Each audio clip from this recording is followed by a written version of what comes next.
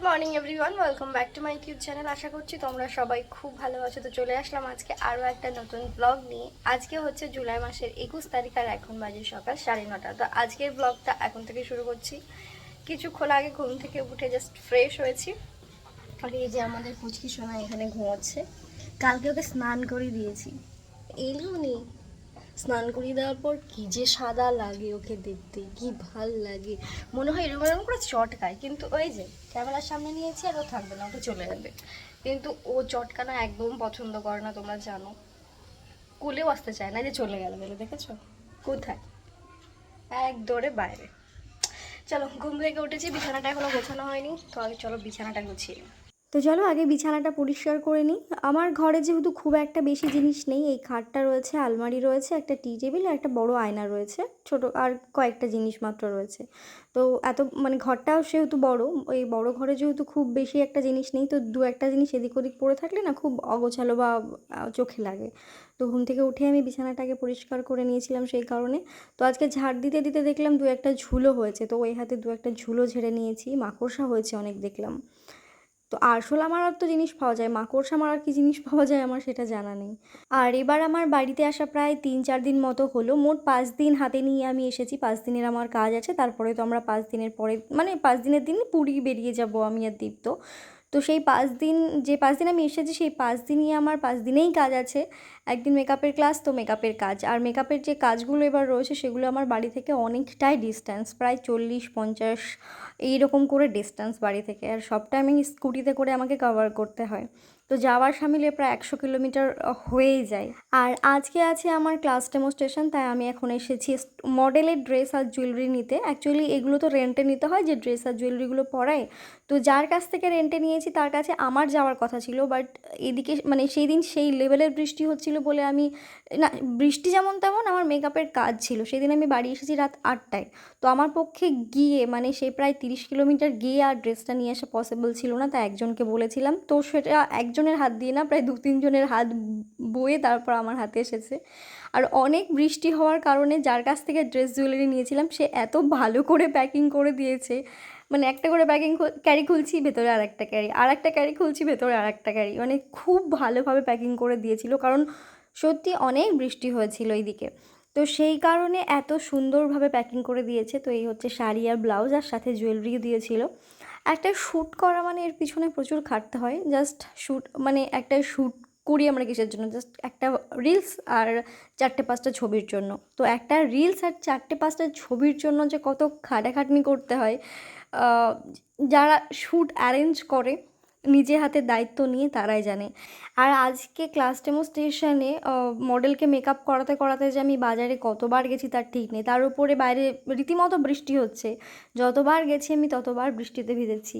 একবার খাবার আনতে, একবার ফুল নিয়ে আসতে, একবার আবির নিয়ে আসতে, তারপরে আবার 3 তলায় আমার রুমটা, এই বারবার ওঠা নামা। সেদিন প্রায় অনেক কবার আমার সিঁড়ি দিয়ে ওঠা নামা হয়ে গেছে। তো যাই হোক, দেখতেই পাচ্ছ এটা হচ্ছে আমার মডেলের লাস্ট অ্যান্ড ফাইনাল লুক। তো লুকটা কেমন হচ্ছে অবশ্যই তোমরা কিন্তু কমেন্ট করে জানিও। আর এই যে এত খাটাখাটনি এত কষ্ট করার পর যখন যেরকমটা চেয়েছিলাম, মানে ফলটা যখন ভালো পাওয়া যায় না, তখন সত্যি কষ্টটার কষ্ট বলে মনে হয় না, তখন আনন্দটা দ্বিগুণ পরিমাণে হয়ে যায়, তখন কষ্টটাকে কম মনে হয়। তো এত সুন্দর কাজ হওয়ার পর, মেকআপটাও সুন্দর হয়েছিল, এত সুন্দর কাজ হওয়ার পর, শ্যুট সাকসেসফুলি কমপ্লিট হওয়ার পর যখন ছবিগুলো দেখলাম, উফ কী যে ভালো লাগছিল, মনে হচ্ছিল যে না সব শান্তি এখানে। আর যে কাজটা তুমি ভালোবেসে করবে সেই কাজে যতই কষ্ট হোক না কেন, সেটাকে আর মানে সেটা কিছু মনে হয় না। দেখে বিয়ে হয়ে গেছে, কি সুন্দর লাগছে কিন্তু সত্যি।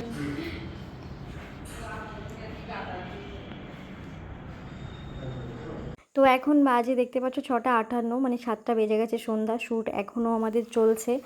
আজকে সারা দিন প্রচুর খাটাখাটনি হয়েছে। তারপরে গতকালকেও প্রচুর খাটতে হয়েছে, কারণ গতকালকে বাড়ি থেকে প্রায় 30-40-80 কিলোমিটার জার্নি করে, মানে যাওয়া আসা করে 3টে মেকআপের কাজ আমি করেছি।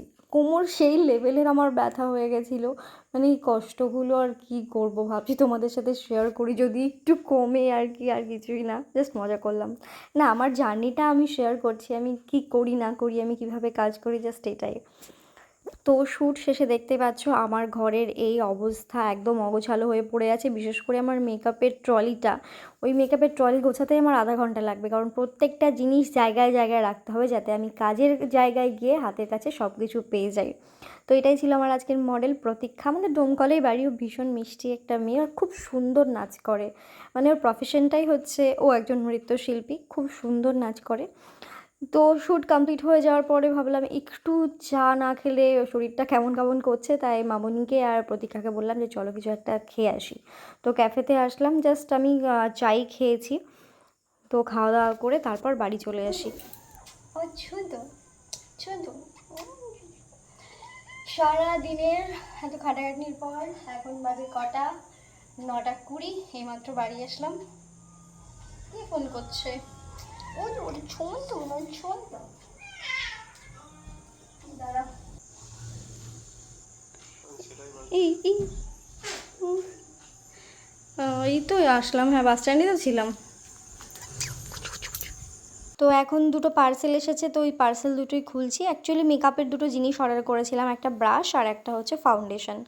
এই মাসে আমার কত হাজার টাকার যে মেকআপের প্রোডাক্ট কিনেছি ধারণার বাইরে, মানে প্রায় অনেক কটা দিন পর একসাথে মানে হিউজ একটা অ্যামাউন্টের আমি মেকআপের প্রোডাক্ট কিনেছি।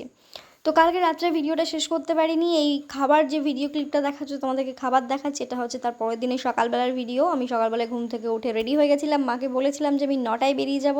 তো মা সকাল সকাল ওই সবজির মানে পাতা ফাতা দিয়ে পরোটা, আম কেটে দিয়েছিল, বাড়ির দই বসানো সব। তারপর মানে পরোটাটা চাটনি দিয়ে আচার দিয়ে খেয়েছি, একদম দারুণ ব্রেকফাস্ট করে আমি চলে এসেছি ক্লাসে। কারণ কালকে রাত্রিবেলায় শ্যুটের পর এই যে ঘরের অবস্থা হয়েছে, এবার এই ঘরে মানে এই অবস্থায় তো আর ক্লাস করানো সম্ভব না, মানে মনই বসবে না যদি ক্লিন না হয় চারিদিকটা।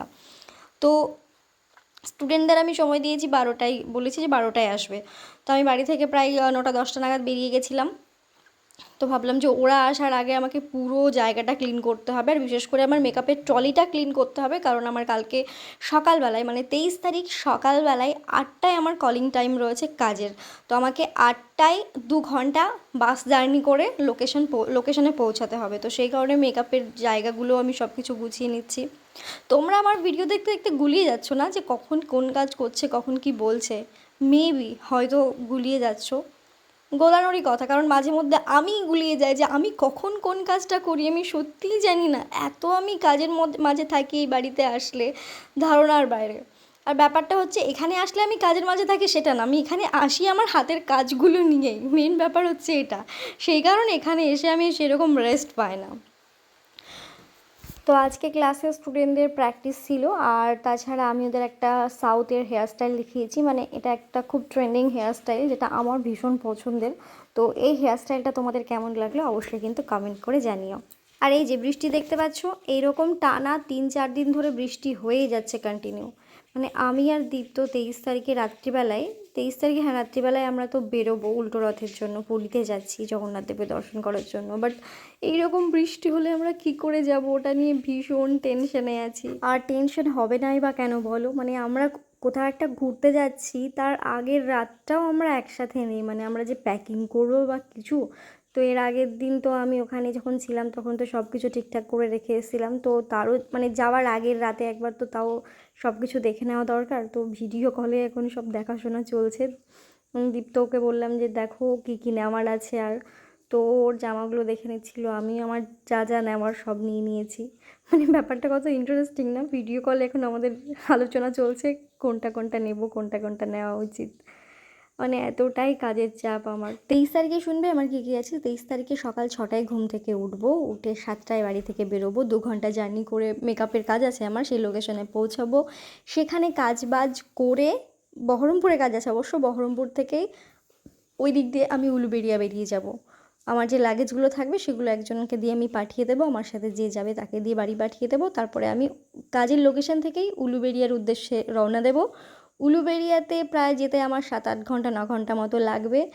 এত ঘন্টা জার্নি করার পর আমি আবার 3-4 ঘন্টা রেস্ট নিয়ে রাত্রি 2-3টে নাগাদ আমাকে আবার পুরীর উদ্দেশ্যে বেরিয়ে যেতে হবে, তাও আবার বাইকে। বাইকে যেতে সময় লাগবে ওইদিকে প্রায় 9-10 ঘন্টার ওপরে, 12 ঘন্টাও লাগতে পারে। তাহলে ভাবো আমি জার্নি কতটা করছি। এই এত জার্নি করলে কি শরীরের অবস্থা ঠিক থাকে, চোখ মুখ ঠিক থাকবে? তোমরা বলো। মানুষকে ঠিকঠাক সুস্থ দেখতে লাগতে হলে তাকে রেস্ট করতে হয়।